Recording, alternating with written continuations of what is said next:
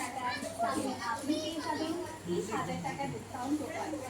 আর আপনার শপিং বিল হয় 5,000 টাকা তাহলে আপনি পেয়ে যাবেন 1,000 টাকা ডিসকাউন্ট কুপন।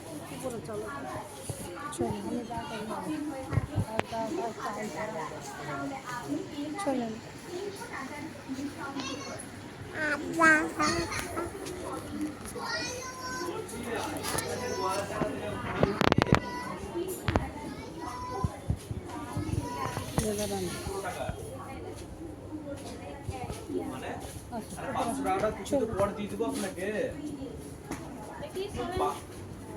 আরে তা 500 টাকা তো দিব বলছি, 2-3-4 দিনের মধ্যে দাঁড়ান একটু, পয়সা নাই বলেই তো আপনাকে তো দিব বলছি।